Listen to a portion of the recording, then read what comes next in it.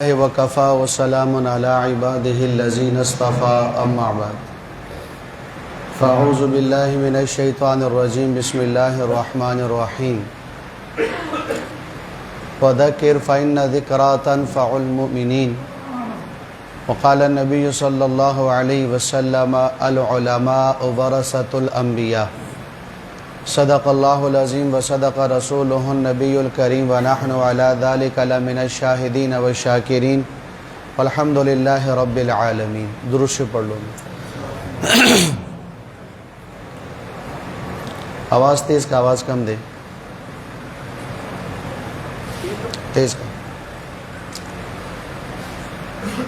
میرے محترم بھائیو دوستو، آج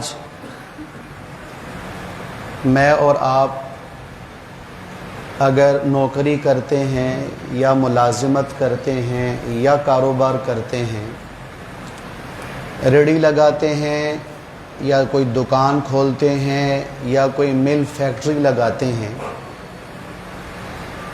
تو ہمارے ذہن میں دو باتیں ہوتی ہیں۔ پہلی بات یہ ہوتی ہے کہ بھی میرے گھر کی ضرورتیں پوری ہوں۔ دوسری بات ہمارے ذہن میں یہ ہوتی ہے کہ میری آنے والی نسل پریشان نہ ہو، میری آنے والی نسل خوشحالی والی زندگی گزار سکے، وہ دنیا میں مال و جان میں کسی کی محتاج نہ ہو، دنیا کی ضرورتیں اس کے لیے اس کو در در کی ٹھوکریں نہ کھانی پڑیں، غرض وہ دنیا میں اچھی زندگی گزار سکے۔ اس دو بنیادوں پر ہم یا نوکری کرتے ہیں یا کاروبار، یہ ریڑھی لگاتے ہیں یا مل لگاتے ہیں۔ ایک تو یہ میری آپ کی سوچ ہے، ایک اللہ کا فیصلہ ہے اور قرآن کا فیصلہ ہے، اور حضور نبی کریم صلی اللہ علیہ وسلم کا فرمان ہے کہ نسل کس بنیاد پر خوشحال ہوگی، نسل کس وجہ سے ہری بھری ہوگی، نسل کس وجہ سے دنیا میں اچھی زندگی گزارے گی۔ اب یہ سوچ ایک میری آپ کی، ایک اللہ دے رہا، تو صحیح سوچ کون سی ہوگی بھائی؟ جو اللہ دے رہا ہے یا اس کے حبیب صلی اللہ علیہ وسلم عطا فرما رہے ہیں۔ اب اللہ کیا سوچ دے رہا ہے کہ تمہاری اولاد کی خوشحالی کس بات میں ہے، اس کا راز کیا ہے۔ اللہ جل شانہ نے قرآن 15ویں سپارے کے آخر میں اور 16ویں سپارے کے شروع میں ایک رسول اور دو نبیوں کا قصہ بیان فرمایا ہے۔ رسول حضرت موسیٰ علیہ السلام اور نبی حضرت خضر علیہ السلام اور حضرت یوشع علیہ السلام، یہ دو نبی اور ایک رسول، ان کی ملاقات ہوئی ہے۔ پھر اس ملاقات میں 3 عجیب و غریب واقعات پیش آئے ہیں۔ اب یہ ملاقات کیوں ہوئی؟ ایک دفعہ حضرت موسیٰ علیہ السلام نے بنی اسرائیل میں بیان فرمایا، بڑا فصیح و بلیغ بیان تھا اور بڑا مؤثر بیان تھا کہ اس بیان کو سن کر جتنے اس وقت امتی موجود تھے، ہر ایک کا دل نرم ہوا اور آنکھ نم ہوئی۔ تو بیان کے بعد ایک امتی حضرت موسیٰ کلیم اللہ علیہ السلام کے پاس آ کے عرض کرنے لگا کہ یا رسول اللہ، یا نبی اللہ، مجھے یہ لگتا ہے کہ پورے روئے زمین پر آپ سے بڑا کوئی عالم نہیں ہے، آپ سے بڑھ کر کوئی علم والا نہیں ہے۔ تو موسیٰ علیہ السلام نے فرمایا میرے علم میں نہیں، میرے علم میں نہیں۔ اللہ کو یہ بات پسند نہیں آئی، اللہ کو یہ بات پسند نہیں آئی۔ کیوں؟ اللہ یہ چاہ رہے تھے کہ موسیٰ علیہ السلام کو چاہیے تھا کہ موسیٰ علیہ السلام یوں فرماتے کہ بھی اللہ کو پتہ ہے، اللہ کے علم میں ہے کہ مجھ سے بڑا کوئی عالم ہے یا نہیں، لیکن موسیٰ علیہ السلام نے کیا کہہ دیا؟ مجھے پتہ نہیں۔ تو چونکہ انسان جتنا درجے میں بڑا ہوتا ہے اتنی چھوٹی چھوٹی باتوں پہ اللہ کے ہاں پکڑ ہو جاتی ہے، تو اللہ کو یہ بات پسند نہیں آئی۔ تو اللہ نے فرمایا کہ اے موسیٰ، میرا ایک بندہ ہے جو مجمع البحرین کے قریب، یعنی جہاں 2 سمندر ملتے ہیں، وہاں ہے، اس کو میں نے آپ سے بھی زیادہ علم عطا کیا ہے۔ اب حیران کہ مجھ سے بھی زیادہ علم والا ہے، اب یہ نہیں کہ تکبر آ گیا یا حسد آ گیا، اللہ سے درخواست کر دی کہ اے اللہ مجھے ان سے ملاقات کرنی ہے اور مجھے ان سے وہ علم لینا ہے، مجھے ان سے وہ علم لینا ہے۔ تو خیر ملاقات کی اجازت مل گئی اور نشانی یہ بتائی کہ اپنے ساتھ ایک مچھلی رکھ لیں، بھنی ہوئی مچھلی، جہاں وہ مچھلی زندہ ہو کر تمہارے تھیلے سے باہر نکل جائے میرا بندہ وہیں ملے گا۔ اب انہوں نے مچھلی پکڑ لی، حضرت یوشع علیہ السلام اور حضرت موسیٰ علیہ السلام، مچھلی بھنی ہوئی پکڑی، تھیلے میں ڈال دی، سفر شروع کر دیا۔ اب راستے میں جہاں آرام کر رہے ہیں اسی مچھلی میں سے کھا بھی رہے ہیں، اسی مچھلی میں سے کھا بھی رہے ہیں۔ اب چلتے چلتے چلتے ایک دریا کے سمندر کے کنارے سفر ہو رہا تھا، ایک جگہ سٹے کیا اور پتھر تھا بہت بڑا، تو موسیٰ علیہ السلام نے فرمایا کہ چلو کچھ یہاں آرام کرو پھر آگے چلتے ہیں۔ مفسرین نے لکھا ہے کہ وہ مچھلی جس کے دو پارٹ ہوتے ہیں، دو حصے ہوتے ہیں، ایک حصہ یہ کھا چکے تھے، صرف ایک حصہ باقی بچ گیا تھا، ایک حصہ۔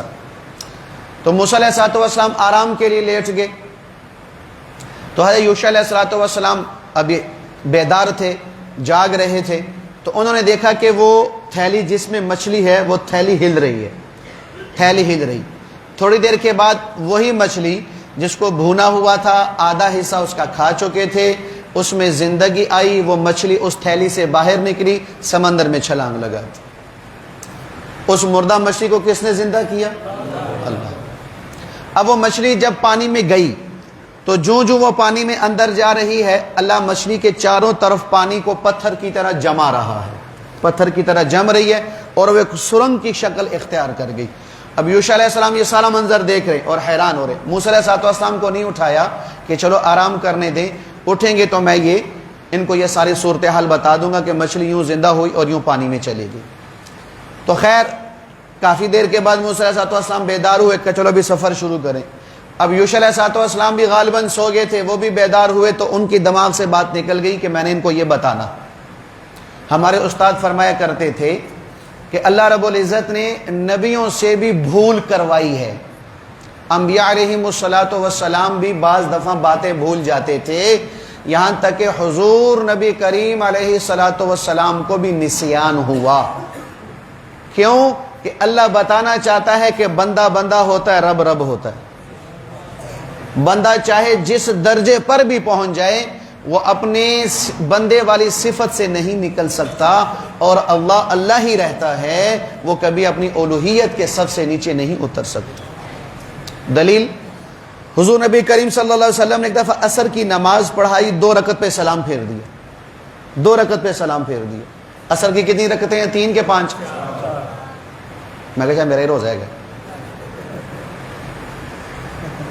تو کسی صحابی نے پوچھا نہیں، بس ایک صحابی تھے ذوالیدین، ان کے بازو لمبے لمبے تھے، تو اللہ کے نبی ان کو لقب دیا تھا اور لمبے بازوؤں والے۔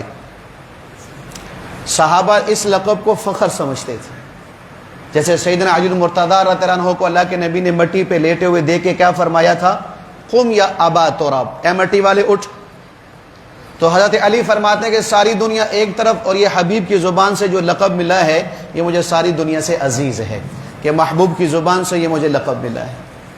تو ان صحابی کا نام تھا ذوالیدین۔ انہوں نے حضور نبی کریم علیہ السلام سے سوال کر دیا، یا رسول اللہ صلی اللہ علیہ وسلم اقصرت الصلاۃ ام نسیت، اے میرے حبیب نماز 4 سے 2 ہو گئی یا آپ بھول گئے؟ نماز 4 سے 2 ہو گئی یا آپ بھول گئے؟ اللہ کے نبی نے فرمایا ذوالیدین کیا کہہ رہا ہے؟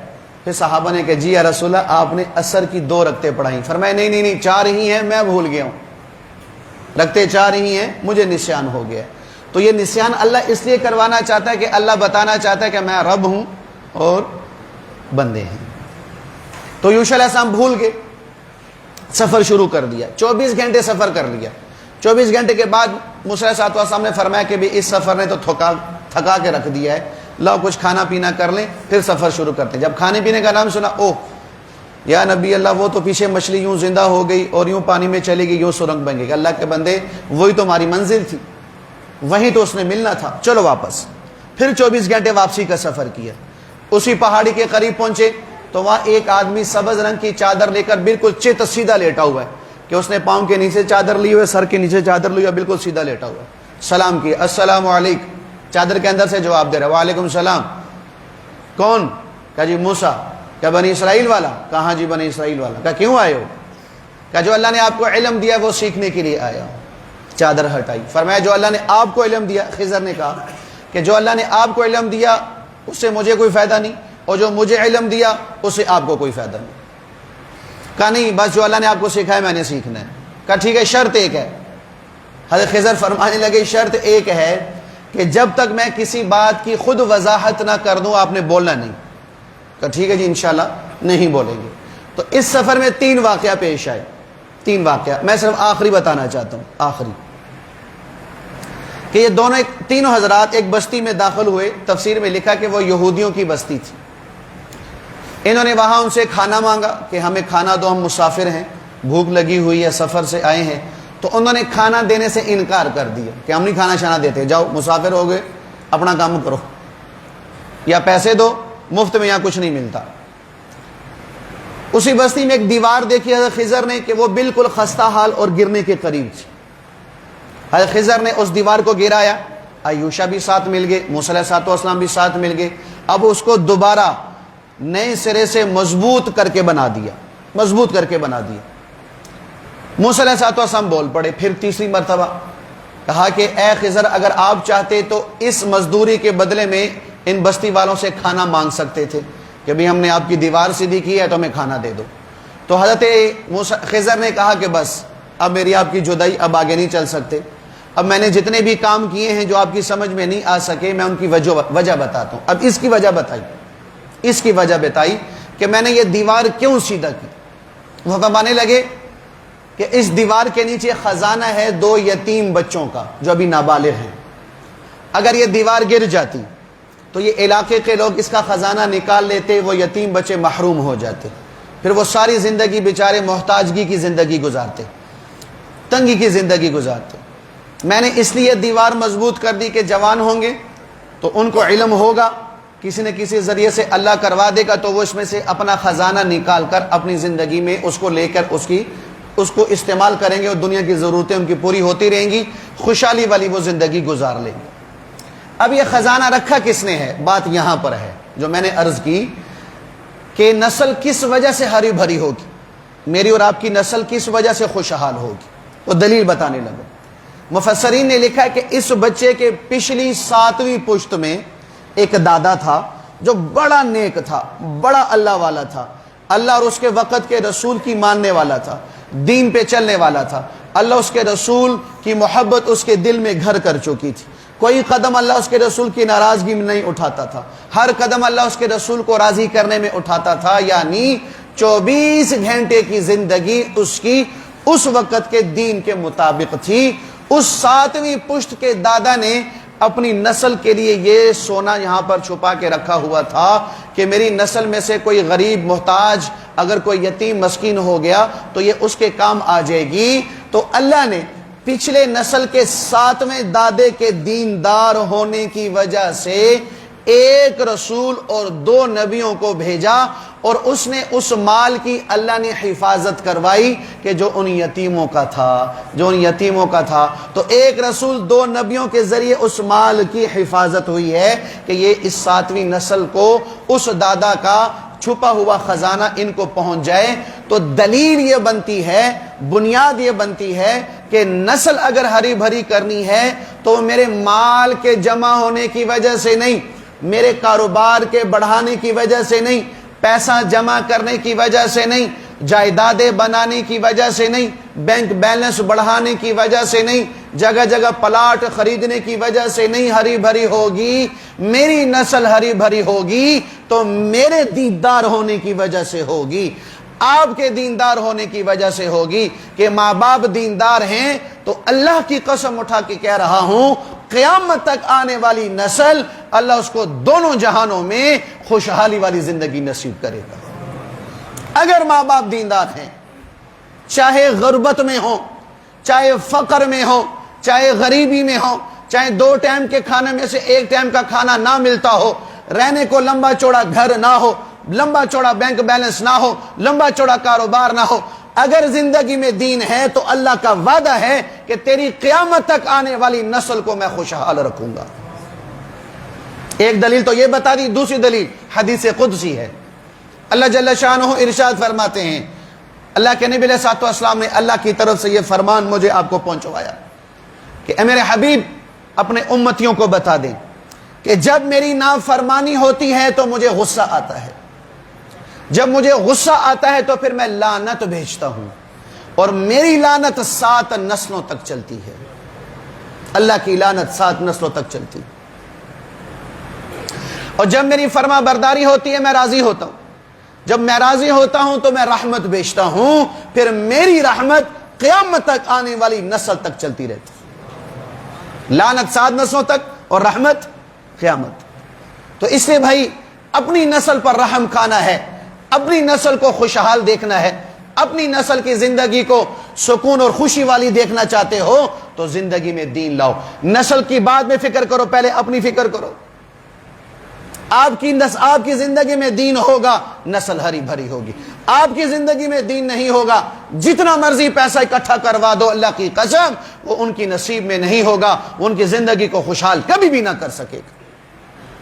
آپ نے کروڑوں روپیہ اکٹھا کر لیا، اس بات کی گارنٹی ہے کہ آپ کی نسل وہ پیسہ استعمال کر سکے؟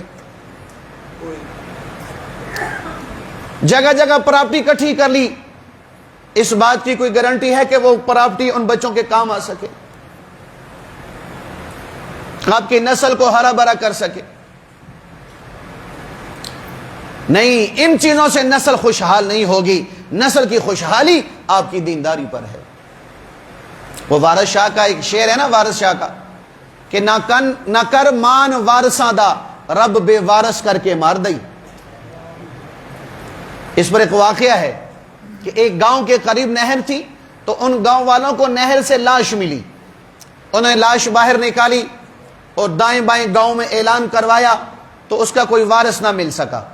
تو آخر چونکہ پانی میں تھی تو ایسا نہ ہو کہ بھئی میت بدبو چھوڑ دے، تو مسجد میں اعلان ہوا، چندہ اکٹھا ہوا کہ بھی ایک لاوارث لاش ملی ہے، اس کے کفن دفن کا بندوبست کرنا ہے، لہذا پیسہ اکٹھا کیا جائے، چندہ اکٹھا کیا جائے۔ تو 5 10 20 روپے جمع ہو کر اتنے پیسے ہو گئے کہ اس کے کفن دفن کا بندوبست ہو گیا۔ پھر کفن دیا، غسل کفن دیا، جنازہ پڑھا کے دفن کر دیا۔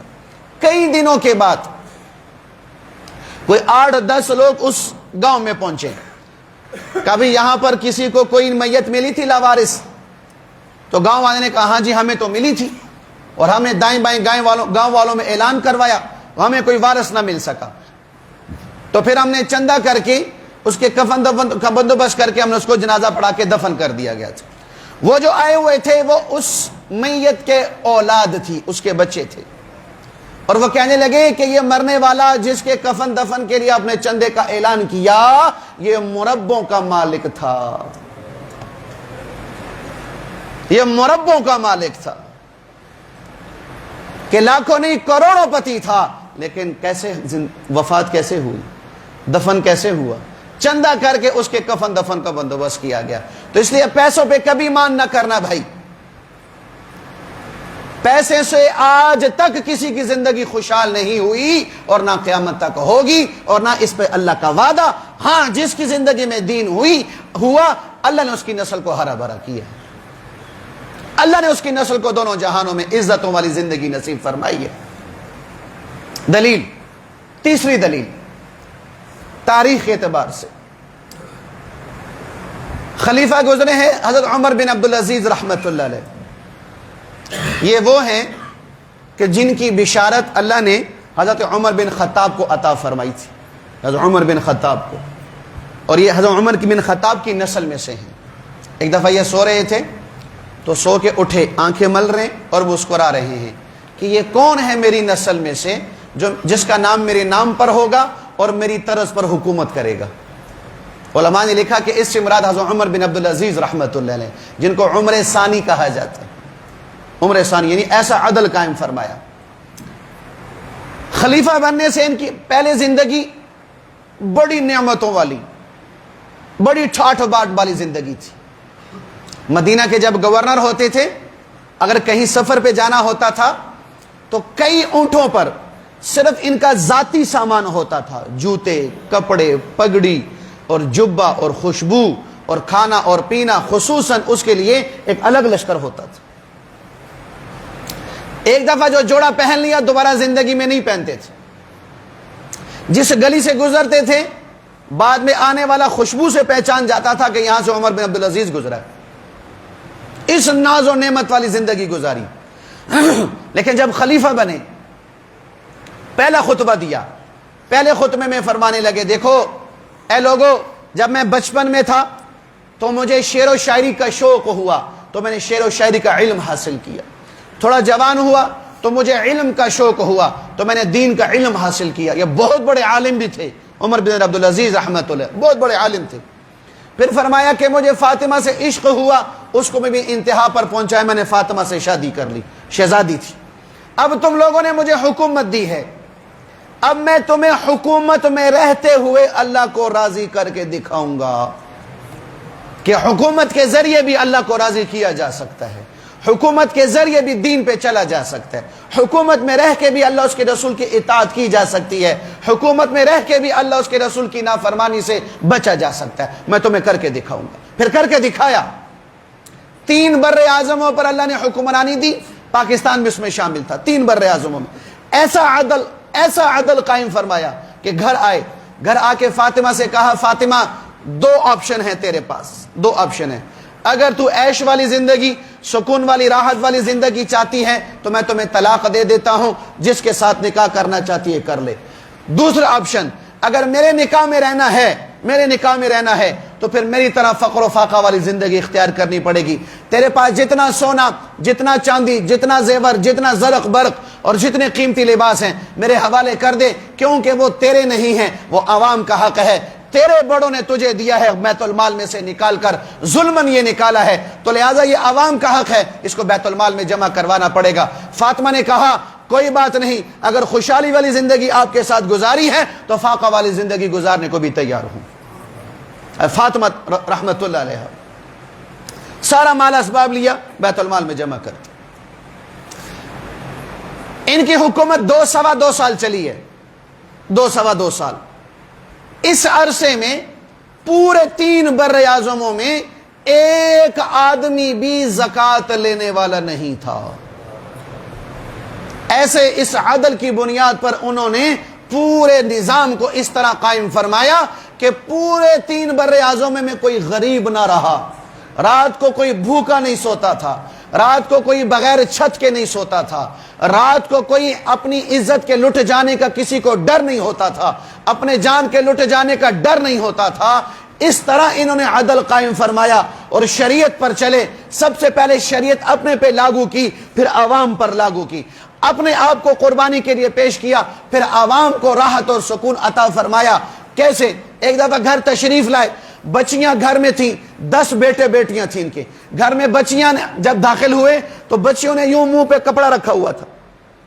بیوی سے پوچھا کہ بچیوں نے منہ پہ کپڑا کیوں رکھا ہوا ہے؟ کہ امیر المومنین 3 بر اعظم کے خلیفہ کے گھر نہ دال تھی نہ چٹنی تھی کہ جس کے ذریعے سے روٹی کھا سکتی. کچے پیاز سے تیرے بچیوں نے کھانا کھایا ہے، اس کی بدبو تجھے نہ آئے، اس لیے منہ پہ کپڑا رکھا ہوا ہے. 3 بر اعظم کا خلیفہ گھر میں کچے پیاز سے روٹی کھا رہے ہیں. تو گھر کو فاقے میں ڈالا ہے تو 3 بر اعظموں میں فاقہ ختم ہوا ہے. گھر کو قربانی میں ڈالا ہے تو 3 بر اعظموں میں کوئی زکوٰۃ لینے والا نہیں ہوتا تھا.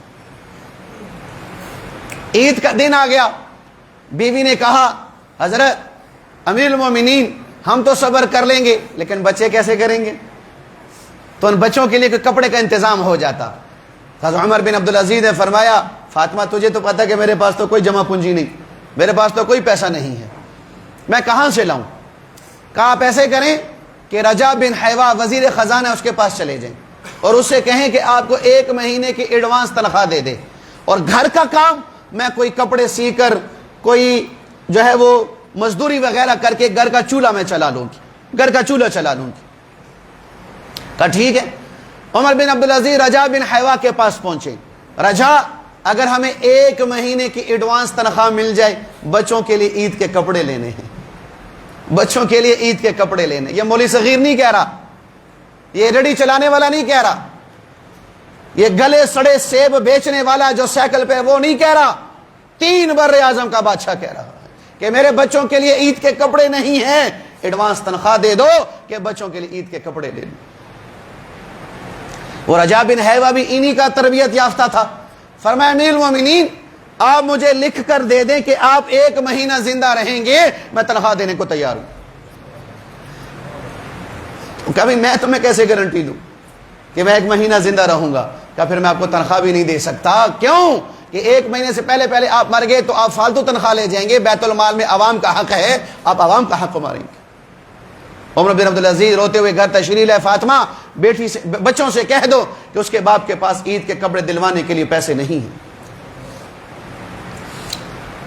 صبح عید کی نماز پڑھانے کے لیے گئے، بچے بھی ساتھ ہیں پرانے کپڑوں میں، لیکن جو باقی شہزادے تھے انہوں نے بڑے مہنگے زرق برق جوڑے پہنے ہوئے۔ تو ان کا ایک بیٹا تھا عمر بن عبدالعزیز رحمۃ اللہ علیہ کا، عبد الملک اس کا نام تھا، عبد الملک بن عمر۔ تو عمر بن عبدالعزیز نے عبد الملک بیٹے سے کہا بیٹا آج تو تمہیں دکھ ہو رہا ہوگا کہ اللہ کس کے گھر میں پیدا کر دیا، آج تو تمہیں افسوس ہو رہا ہوگا کہ کیسا ہمارا باپ ہے کہ ہمیں عید کے نئے جوڑے بھی لے کر ہی دے سکتا۔ تو وہ بھی اپنی باپ کی صحبت یافتہ تھا، دین کی بنیاد پر بات کر رہا ہوں کہ باپ کی زندگی میں دین تھا تو نسل کیسی تھی۔ کہا نہیں ابا آج ہمارا فخر سے سینہ چوڑا اور سر بلند ہے کہ ہمارے باپ نے بیت المال میں خیانت نہیں کی ہے، کوئی گلہ نہیں ہے آپ سے، ہمارا تو سر فخر سے بلند ہے کہ ہمارا باپ 3 بر اعظم کا خلیفہ ہو کر اپنے بچوں کو نئے کپڑے نہیں لے کر دے رہا، کیوں اس کے پاس پیسے نہیں اور بیت المال میں ظلم نہیں کر رہا۔ یہ دینداری والی زندگی گزاری۔ اللہ نے نسل کو کیسا ہرا بھرا کیا۔ وفات کا وقت تھا، ان کا سالہ مسلمہ بن عبد الملک آیا، آ کے کہنے لگا عمر اپنے بچوں پہ بڑا ظلم کر کے جا رہے ہو۔ کہا کیسے؟ کہا 3 بر اعظم کا وزیر اعظم یا خلیفہ یا بادشاہ امیر المومنین ترکے میں اپنی نسل کے لیے 10 بیٹے بیٹوں کے لیے اور بیوی کے لیے 2 روپے چھوڑ کے جا رہے ہیں۔ وراثت میں کتنے پیسے چھوڑے؟ 2 روپے۔ کیسے کرو؟ مجھ سے 1 لاکھ روپے لے لو اور بچوں کو تقسیم کر دو۔ کہا 1 لاکھ کا وعدہ کرتے ہو؟ کہاں؟ کہا وہ 1 لاکھ بیت المال میں جمع کروا دینا، تیرے پیسوں کی میرے بچوں کی ضرورت نہیں، بیت المال میں جمع کروا دو۔ کہا میرے بچوں کو بلاؤ، بچوں کو بلایا۔ کہا بچوں میرے سامنے 2 راستے تھے، ایک حرام کماتا تمہیں عیاشی والی زندگی گزرواتا خود جہنم میں جاتا، میں تم لوگوں کا بوڑھا باپ جہنم کی آگ برداشت نہیں کر سکتا۔ دوسرا راستہ یہ تھا کہ میں خود بھی دین پہ چلتا اور تمہیں تقوی والی زندگی سکھاتا، اللہ سے مانگنا سکھاتا، شریعت کے مطابق تمہیں زندگی گزارنے کی ترغیب دیتا، تربیت دیتا اور تمہیں اللہ سے مانگنا سکھاتا، اللہ پہ بھروسہ کرنا سکھاتا۔ کیوں کہ اللہ کا اعلان ہے وَهُوَ يَتَوَلَّى الصَّالِحِينَ کہ وہ نیک لوگوں کا دوست ہے، اور دوست جب دوست پر مصیبت آتی ہے اسے تنہا نہیں چھوڑتا، اللہ تمہیں کبھی تنہا نہیں چھوڑے گا۔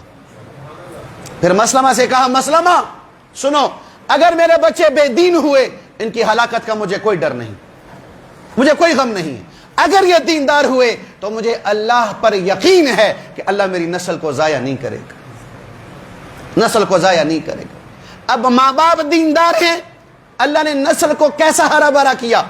تاریخ نے لکھا ہے کہ اس زمانے کے شہزادے جن کے لیے ان کے ماں باپ نے ترکے میں 10 لاکھ دینار چھوڑے تھے، سونے کا سکہ 4.5 ماشے کا، اس وقت تقریباً 50,000 روپے کا، 50,000 کو ضرب دو 10 لاکھ سے کہاں بات پہنچتی ہے؟ کروڑوں روپیہ وراثت میں جن شہزادوں کو ملا تھا، اور عمر بن عبدالعزیز کی نسل کو صرف 2 روپے وراثت میں ملے تھے۔ تو اس تاریخ نے دیکھا، زمین آسمان نے دیکھا کہ جو ماں باپ اپنی نسل کے لیے کروڑوں روپے چھوڑ کر گئے تھے، جمعے کی نماز کے بعد باہر سیڑھیوں میں بیٹھ کر بھیک مانگا کرتے تھے، خیرات مانگا کرتے تھے، صدقہ مانگا کرتے تھے، زکوٰۃ مانگا کرتے تھے، اور عمر بن عبدالعزیز کی نسل ایک ہی مجلس میں بیٹھ کر 500 گھوڑے سامان سمیت اللہ کی راہ میں صدقہ کیا کرتے تھے۔ کس بنیاد پر بھائی؟ دین کی بنیاد، کہ ماں باپ کی زندگی میں دین تھا، نسل کو اللہ نے یوں ہرا بھرا کر دیا۔ ماں باپ کی زندگی میں دین نہیں تھا، نسل کو بھکاری بنا کے چھوڑا ہے۔ تو اپنا ذہن صاف کرو، اپنے ذہن سے اس بات کو نکال دو کہ میں پیسہ اکٹھا کروں گا نسل ہری بھری ہوگی. نہیں، اللہ کی قسم کوئی دلیل نہیں ہے کہ جو آپ پیسہ اکٹھا کر رہے ہو آپ کی نسل تک پہنچ سکے یا نہ پہنچ سکے. ہاں، دینداری زندگی میں لے آؤ، اللہ اس کے رسول کا وعدہ ہے قیامت تک آنے والی نسل کو میں ہرا بھرا کروں گا. میں پہلے بھی یہ قصہ سنا چکا ہوں. ہمارا علاقہ مانسرا سے آگے علاقہ ڈڈر ہے. جب زلزلہ آیا، زلزلے سے پہلے کیا کیفیت تھی کہ ہر گھر میں 2 افراد اس زمانے میں یو کے میں بیٹھے ہوئے تھے اور وہاں سے پیسہ کما کر پاکستان بھیج رہے تھے کہ بھی ہماری نسل کا بھلا ہو جائے، ہماری نسل کے لیے جمع کرو، مکان بناؤ، پلاٹ خریدو، کاروبار بڑھاؤ، پیسہ جمع کرو تاکہ ہماری نسل خوشحال رہے، آسانی کی زندگی گزار سکے. زلزلہ آیا، زلزلے کے بعد وہی لوگ کہ جو کروڑوں روپے چھوڑ کر گئے تھے زکوٰۃ مانگ رہے تھے، زکوٰۃ مانگ رہے تھے. تو اسی وہی پہلے ہم اپنی زندگی میں دین لائیں. نسل کی فکر کرنی ہے لیکن پہلے خود کی فکر کرنی ہے. آپ کی نسل آپ کو دیکھ کر چلے گی، جیسے آپ کی زندگی نسل کی زندگی بھی ویسے ہی ہوگی. عمومی بات کر رہا ہوں. نسل کی جیسے آپ تربیت فرمائیں گے، ہاں جب زندگی میں دین ہوگا تو نسل کی دین کے مطابق تربیت ہوگی نا بھائی. اپنی زندگی میں دین نہیں ہے تو نسل کی تربیت دین کے مطابق نہیں ہو سکتی. بختیار کاکی رحمت اللہ علیہ، کاکی ہندی کا لفظ ہے، کاکی کا مطلب ہوتا ہے روٹی والا، روٹی والا. ان کی جب وفات قریب ہوئی تو انہوں نے نصیحت لکھی، وصیت لکھی بلکہ، کہ میرا جنازہ کون پڑھائے گا. بختیار کاکی رحمت اللہ علیہ، میرا جنازہ وہ پڑھائے جس کی زندگی بھر کبھی تکبیر اولا فوت نہ ہوئی ہو. امام اللہ اکبر کہے، اس نے پیچھے اللہ اکبر کہو، زندگی بھر. میرا جنازہ وہ پڑھائے کہ جس کی زندگی بھر کبھی تہجد قضا نہ ہوئی ہو، تہجد. میرا جنازہ وہ پڑھائے جس کی زندگی بھر عصر سے پہلے غیر مؤکدہ 4 سنتیں ہیں، زندگی بھر وہ کبھی قضا نہ ہوئی ہو. میرا جنازہ وہ پڑھائے کہ جس نے زندگی بھر کبھی غیر محرم کی طرف دیکھا نہ ہو. میرا جنازہ یہ پڑھائے گا. اب آپ بتاؤ بھائی، جو آدمی جنازہ پڑھانے کے لیے شرطیں لگا رہا ہے تو وہ شرطیں اس کی زندگی میں ہوں گی کہ نہیں؟ اعلیٰ پیمانے پہ ہوں گی. یعنی بختیار کاکی وہ ہستی ہیں کہ زندگی بھر تکبیر اولا فوت نہیں ہوئی، زندگی بھر تہجد قضا نہیں ہوئی، زندگی بھر عصر کی سنتیں قضا نہیں ہوئی، زندگی بھر کسی غیر عورت کی طرف نگاہ نہیں اٹھی. کس بنیاد پر؟ ماں باپ کی دینداری اور ماں باپ کی تربیت کی بنیاد. جب یہ پیدا ہوئے 4 سے 5 مہینے کے ہوئے، ماں اس کو مدرسہ چھوڑ کے آگے، قاری صاحب اس کو پڑھائیں، اس کو قرآن پڑھائیں، علی باتا سے شروع کریں. ماں چھوڑ کے واپس آ گئی تو قاری صاحب نے کہا بیٹا پڑھو علی باتا سا. تو بختیار کاکی رحمت اللہ فرمانے لگے کہ استاد جی پہلے میری بات سن لیں. اچھا سناؤ بھائی. اعوذ باللہ من الشیطان الرجیم، بسم اللہ الرحمن الرحیم، الحمدللہ رب العالمین الرحمن الرحیم مالک یوم الدین. پہلا سپارہ پورا زبانی سنا دیا، پھر دوسرا، تیسرا، چوتھا، 5واں، 6واں، 7واں، 8واں، 9واں، 10واں، 11واں، 12واں، 13واں، 14واں، 15واں. آدھا قرآن 4 سال کے بختیار کاکی نے وہی بیٹھے بیٹھے استاد کو سنا دیا. ماں کو بلایا، اللہ کی بندی مجھ سے مذاق کرتی ہو؟ کیا ہوا حضرت؟ کہ تیرا بچہ تو آدھے قرآن کا پہلے ہی حافظ ہے. کہ اللہ کی قسم میں نے آپ سے پہلے کسی مدرسے میں داخل نہیں کیا. بختیار کاکی بولنے لگے استاد جی آپ بھی سچی، اماں بھی سچی. بات یہ ہے کہ میری ماں ہے حافظ قرآن، یہ حافظہ ہے. جب میں اپنی ماں کے پیٹ میں تھا تو میری ماں گھر کا کوئی کام بھی کرتی تھی تو قرآن پڑھتی تھی. جب میں پیدا ہوا تو مجھے دودھ پلاتی تھی تو قرآن پڑھتی تھی. تو پیٹ میں ہونے کی وجہ سے اور دودھ پلانے میں قرآن پڑھنے کی وجہ سے اللہ نے مجھے ماں کی گود میں آدھا قرآن حفظ کروا دیا. کس بنیاد پر؟ ماں باپ کی دینداری کی بنیاد.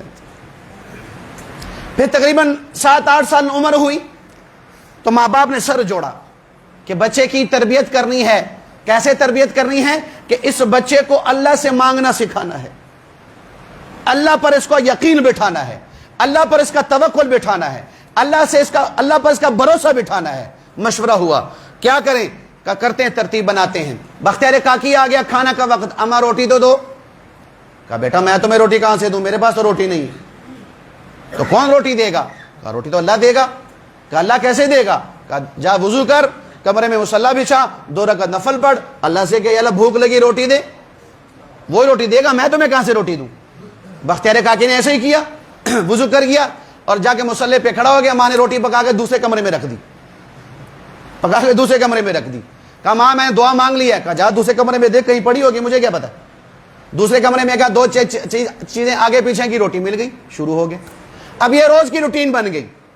جب بھی کھانا مانگتا اما کہتے وضو کر, نفل پڑھ, اللہ سے مانگ. ماں پہلے پکا کے رکھ دیتی. کئی دن گزر گئے.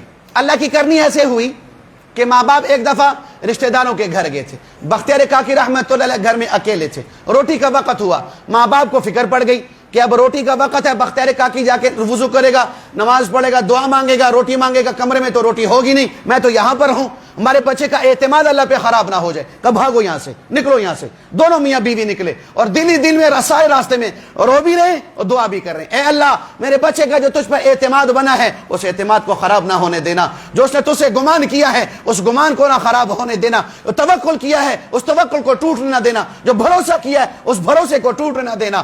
یہ کہتے کہتے روتے روتے گھر پہنچے, دیکھا بختیار کاکی سو رہا ہے. اٹھایا, بچے کھانا کھا لیا؟ کہا میں نے کھانا کھا لیا. کہا کیسے کھا لیا؟ کہا روزانہ جیسے کرتا ہوں, وضو کیا, نماز پڑھی, دعا مانگی, اندر گیا, کھانا ملا ہوا تھا, میں نے کھانا اٹھایا کھا لیا. لیکن اماں آج جو کھانے کا ذائقہ تھا پہلے کھانوں میں وہ تھا ہی نہیں. دونوں ماں باپ سجدے میں پڑ گئے, یا اللہ تیرا شکر کہ تو نے ہمارے بچے کے ایمان کو خراب نہیں ہونے دیا. یہ نسل کی تربیت کر دیں ہم. نسل کا ذہن بنا, بیٹا تو ڈاکٹر بنے گا, تو انجینئر بنے گا, تو سائنسدان بنے گا, تو پائلٹ بنے گا. کیوں؟ بڑا پیسہ اس میں, بڑا پیسہ ہے. تیرے پاس پیسہ زیادہ آئے گا, تیرے پاس چیزیں آئیں گی, بڑا بڑا گھر, بڑی بڑی گاڑیاں, اور آگے پیچھے تیرے لوگ ہوں گے اور لوگ واہ واہ کریں گے اور تیری زندگی بڑی عیش و عشرت والی ہو جائے گی. یہ نسل کا ہم ذہن بنا رہے ہیں. آج 4 سال کے بچے کو بھی پتا ہے کہ 500 کا نوٹ کسے کہتے ہیں, 1000 کا نوٹ کسے کہتے ہیں, 100 کا نوٹ کسے کہتے ہیں. بچے کو پتا ہے. 10 روپے کا نوٹ نہیں لیتے, ریڈ نوٹ دو, ریڈ نوٹ سمجھتے ہو, 100 روپے والا. بلو نیٹ دو, بلو نوٹ دو. بلو کون سا ہے؟ 1500 والا. یہ کس وجہ سے؟ میری آپ کی تربیت کہ ماں باپ بیٹھ جاتے ہیں بچوں کے سامنے, ماں پوچھ رہی ہوتی بھی کیا حال ہے کاروبار, بیڑا گھر کو ہے پہ, اس کے پیسے دینے ہیں, وہ میرے پیچھے پڑا ہوا, میں نے اسے پیسے لینے ہیں, وہ مجھے مل نہیں رہا. پیسے ہوں گے تو مال آئے گا تو بیچوں گا, نفع ہوگا, گھر کا نظام چلے گا. بچہ بھی یہی سن رہا ہے. وہ کیا سمجھ رہا ہے کہ بھی سب کچھ پیسہ ہی ہے بھائی, سب کچھ پیسہ ہے. اگر مجلس میں دین کی باتیں ہوں گی, اللہ پر یقین کی باتیں ہوں گی, اللہ سے لینے والا ہوگا, اللہ کی قسم اسی گھر سے, اسی گود سے بختیار کاکی اللہ دوبارہ پیدا کر سکتے. اللہ نے بہر نہیں لگا دی, اللہ نے بند نہیں کر دیے. علی حجویری جیسے لوگ اب بھی آ سکتے ہیں, جنید بغدادی جیسے اب بھی آ سکتے ہیں, شیخ عبد القادر جیلانی اب جیسے, سلطان باہو جیسے اب بھی آ سکتے ہیں, قاسم نانوتوی جیسے اب بھی آ سکتے ہیں, مدنی جیسے اب بھی آ سکتے ہیں, مولی الیاس جیسے اب بھی آ سکتے ہیں. لیکن ماں باپ کی زندگی میں دین شرط ہے. آپ کو پتا ہے مولی الیاس صاحب رحمت اللہ علیہ کو اللہ نے دنیا میں کس بنیاد پر پیدا فرمایا اور ان سے دین کا کام کس بنیاد پر لیا؟ کیا 7 بر اعظم میں تبلیغ کا کام ہو رہا ہے اور سب کا کھاتا مولی الیاس کے کھاتے میں جا رہا ہے. وجہ 2 عورتیں بیٹھی تھی شادی کے موقع پر, 2 عورتیں, دونوں عورتیں آپ شادی کے موقع میں کہہ رہی ہیں کہ بہن دین کا کیا حال ہے. شادی کے موقع پہ 2 بات, بہن دین کا کیا حال ہے, حضور کی سنتوں کا کیا حال ہے, قرآن کا کیا حال ہے. نہ مدرسے کی بہاریں, نہ دین کی بہاریں, نہ ہماری زندگیوں میں دین, نہ نسل میں دین. کیا کریں؟ دونوں نے ارادہ کیا, دونوں نیت کی کہ میرا بیٹا ہوا تو اس کو میں عالم بناؤں گی اور اس کی شادی میں کسی عالمہ سے کروں گی. وہیں ان کی سوچ سے 2 نسل, لڑکا اور لڑکی دونوں عالمہ, دونوں کی شادی ہوئی. ان دونوں کی شادی سے اللہ نے مولی الیاس کو پیدا فرمایا. دین سوچ کیا تھی؟ دین کی بنیاد تھی. اللہ نے دیندار پیدا فرمایا اور ایسا دیندار پیدا فرمایا کہ پورے دنیا میں آج اس کی وجہ سے دین کا ڈھنکا بچ رہا. تو جیسی ماں باپ کی سوچ ویسی نسل چلے گی. تو تربیت ہوگی تو نسل اللہ والی پیدا ہوگی, تربیت نہیں ہوگی آوارہ گرد پیدا ہوگی. ماں باپ کے لیے دنیا میں بھی اذیت اور آخرت میں بھی اذیت کا سبب بنیں گے اگر ماں باپ کی زندگی میں دین نہیں ہوا. نسل ابھی ہم تشکیل میں تھے, مجھے ایک ساتھی نے واقعہ سنایا کہ ماں باپ نے اپنا بچہ انگلینڈ بھیجا ہوا تھا پڑھنے کے لیے, بڑی بڑی ڈگریاں حاصل کروانے کے لیے. باپ کا انتقال ہو گیا تو انہوں نے اس کو مردہ خانے میں رکھ دیا کہ بچہ آئے گا پھر جنازہ پڑھائیں گے. بچہ خیر 2-4 دنوں کے بعد پہنچ گیا. انہوں نے مردہ خانے سے نکالا, غسل دیا, کفن دے دیا.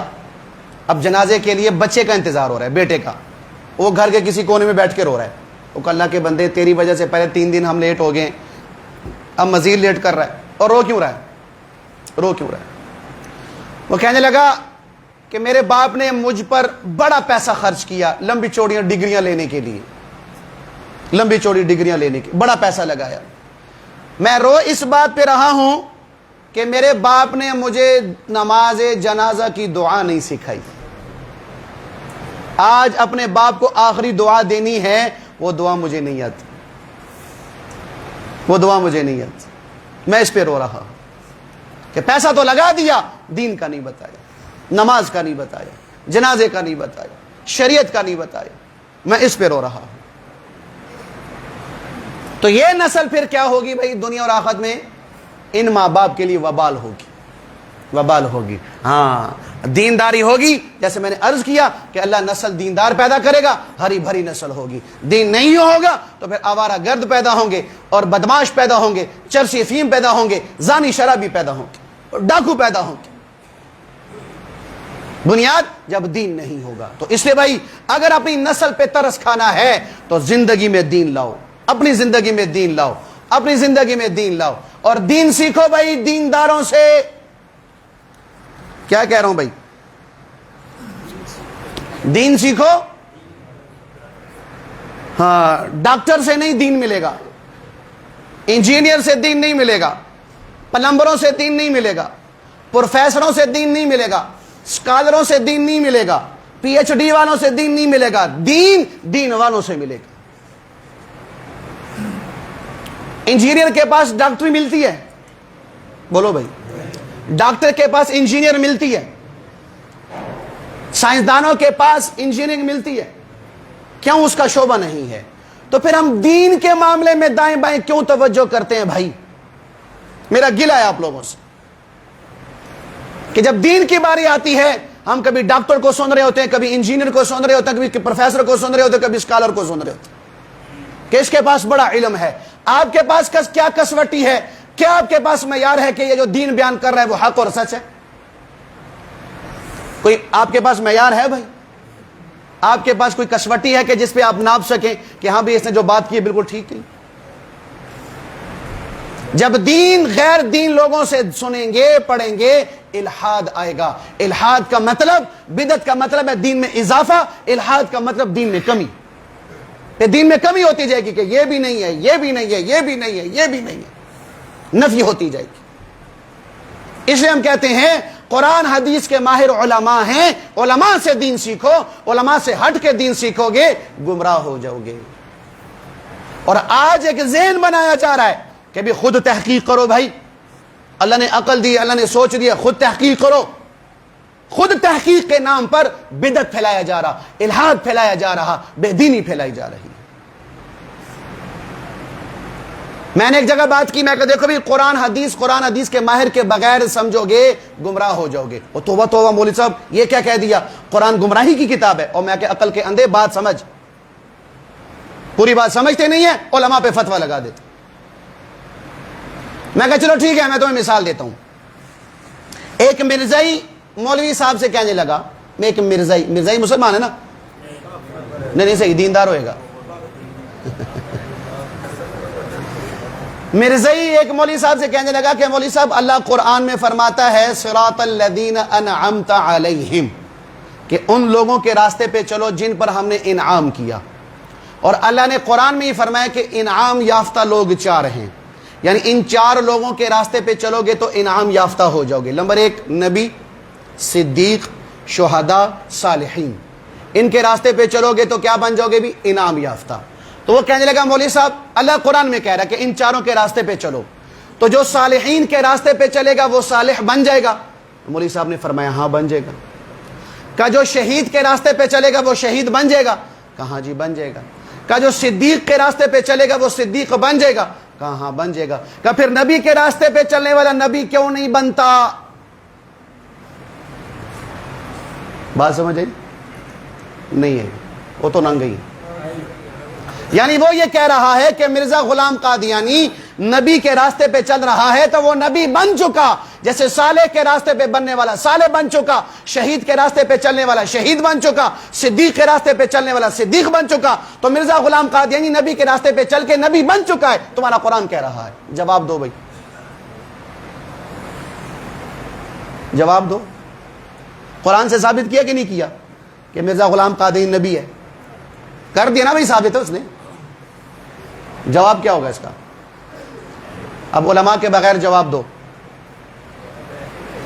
نہیں دے سکتے۔ اسے میں عرض کرتا ہوں میرے پیاروں، میرے محبوبوں، میرے شہزادوں اور میرے سر کے تاجوں، علماء کے بغیر ہم دین نہیں سمجھ سکتے،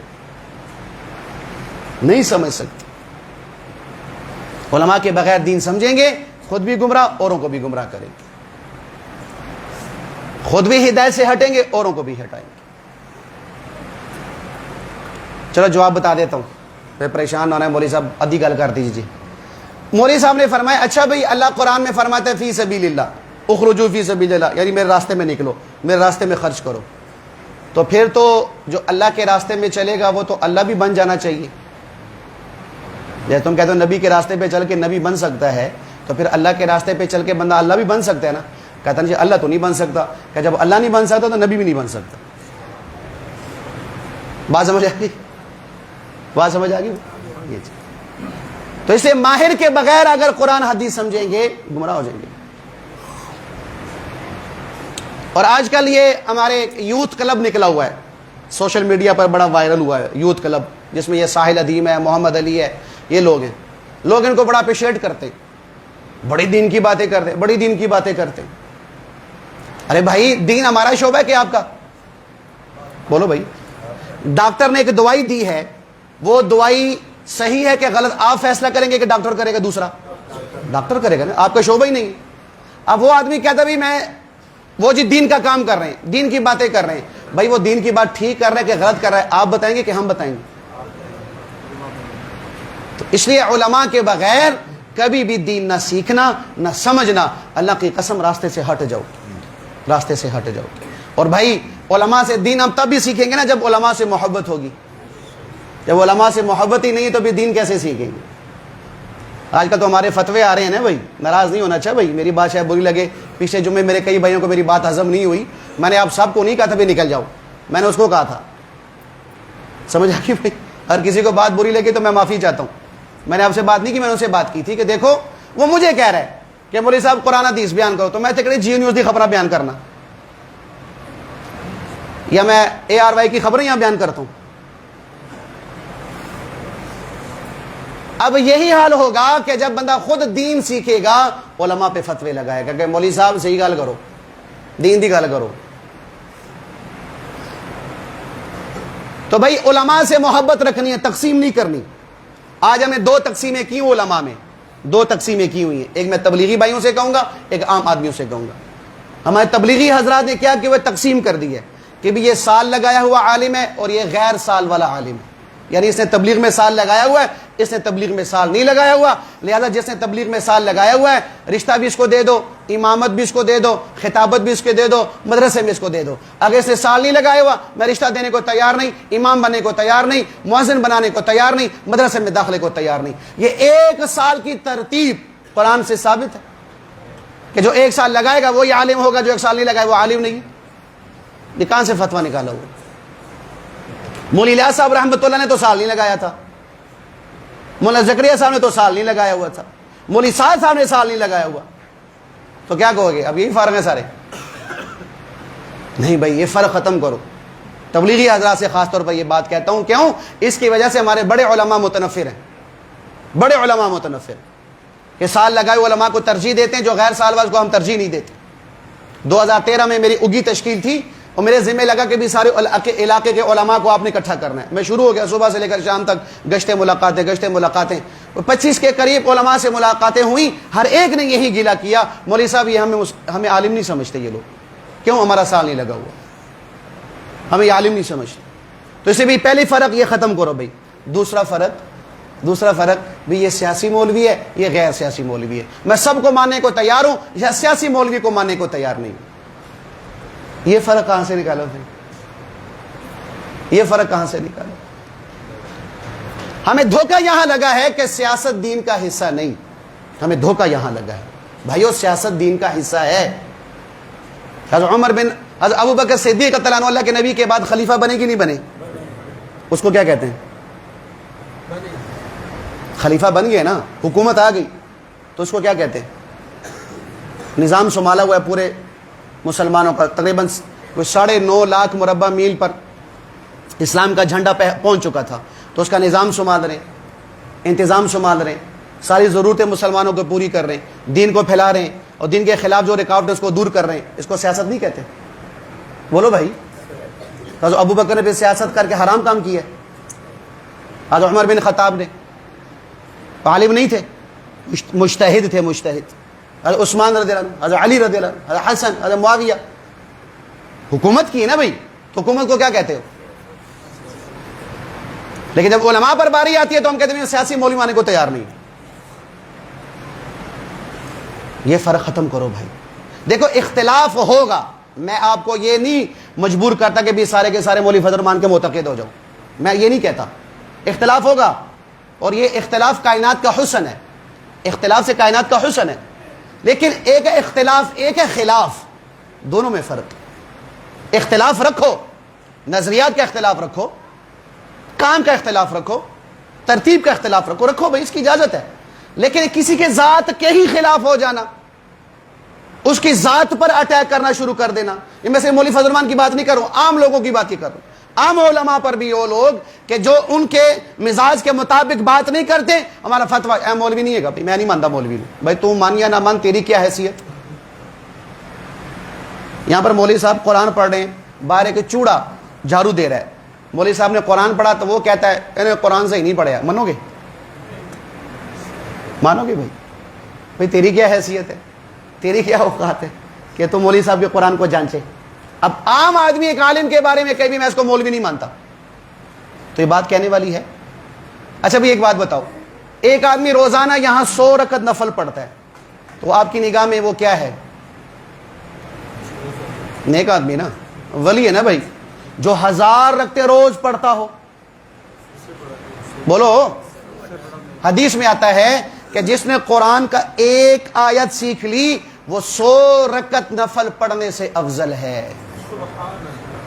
طالب علم روزانہ 100 رکعت نفل پڑھ رہا ہے, اور جس نے دین کا ایک باب سیکھ لیا 1000 رکعت نفل سے افضل ہے. علماء دین کے کئی باب روزانہ سکھا رہے ہوتے ہیں.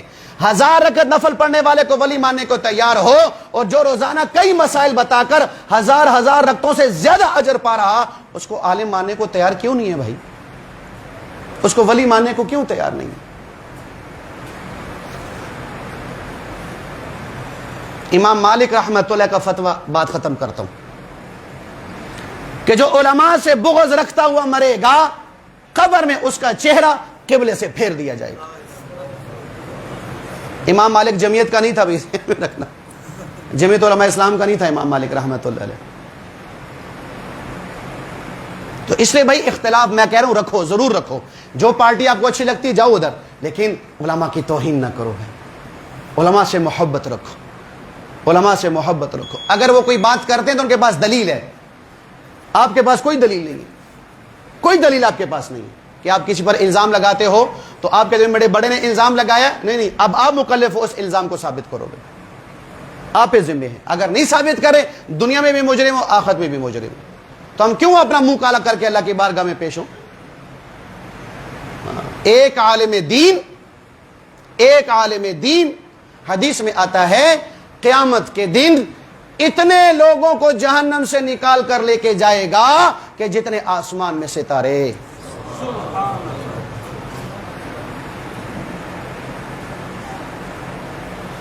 وہ گناہ کر رہا ہے نہیں کر رہا، اس کی زندگی شریعت کے مطابق ہے یا نہیں، وہ اس کا جواب دہ ہے، میں نہیں ہوں۔ میرے ذمہ حق یہی ہے کہ میں اس کا احترام کروں۔ مولوی الیاس صاحب رحمۃ اللہ علیہ کے پاس ایک آدمی آیا، کہنے لگا ہمارے محلے میں مولوی صاحب عالم ہیں لیکن شریعت کی پابندی نہیں کرتے، شریعت کی پابندی نہیں کرتے۔ تو حضرت نے فرمایا کہ اچھا بھائی، جہاں قرآن چھپتا ہے جس پریس میں، اس میں قرآن چھپا لیکن ترتیب آگے پیچھے ہو گئی، 30واں سپارہ پہلے آ گیا، پہلا سپارہ 30ویں پہ چلا گیا، صفحے آگے پیچھے ہو گئے، صفحے سارے آگے پیچھے ہو گئے، تو اس قرآن کو ردی کے ٹوکری پہ پھینک دو گے؟ کہا جی نہیں۔ کہا کیوں نہیں؟ قرآن تو غلط ہو گیا، پھینکتے کیوں نہیں؟ کہا حضرت اگرچہ قرآن غلط ہے لیکن ہے تو قرآن نا بھائی، اگر صفحے آگے پیچھے ہو گئے ہے تو قرآن۔ فرمایا اس عالم کی زندگی اگرچہ شریعت کے مطابق نہیں گزر رہی، ہے تو عالم، کوئی ہے تو عالم۔ سوال مجھ سے ہوگا میرے عمل کے بارے میں، اس کے عمل کے بارے میں مجھ سے سوال نہیں ہوگا، اس کے عمل کے بارے میں اس سے سوال ہوگا۔ تو لہٰذا بھائی انشاءاللہ یہ بات میری عمل میں آئے گی نا انشاءاللہ بھائی، کہ بھی علماء سے محبت رکھو اور تفریق ختم کرو کہ سال والا یہ غیر سال والا، یا یہ سیاسی یا غیر سیاسی، نہیں بھائی، اس کا جو عمل اس کے ساتھ، میرے ذمہ ہے اس کے احترام، اس کی عزت، اس کی محبت اپنے دل میں رکھنا، اختلاف کرنا ہے ادب کے دائرے میں رہتے ہوئے کرنا ہے، مولانا نام لگانا ہے ساتھ، حضرت نام لگانا ہے ساتھ، ٹھیک ہے جی، عزت کے ساتھ۔ کیا فائدہ ہوگا؟ اللہ آپ کی نسل سے دیندار پیدا کرے، نسل سے دیندار۔ پیر ذوالفقار صاحب دامت برکاتہم، نہیں عبد الحنان صدیقی صاحب فرمانے لگے کہ میں نے مولانا عمر پالن پوری صاحب رحمۃ اللہ علیہ کا ریمنڈ کے اجتماع میں یہ بات سنی ہے، مولانا عمر پالن پوری صاحب رحمۃ اللہ علیہ، کہ جس عالم کی توہین کرتا ہے کہ میں قسم اٹھانے کو تیار ہوں اس کی نسل سے کبھی عالم پیدا نہیں ہوگا، کبھی پیدا نہیں ہوگا۔ تو لہٰذا اللہ پاک ہمیں صحیح معنوں میں دین اور دین والوں سے محبت نصیب فرمائے۔ دو باتیں سننے بھائی، ایک تو ہمارے مدرسے والے آئے ہوئے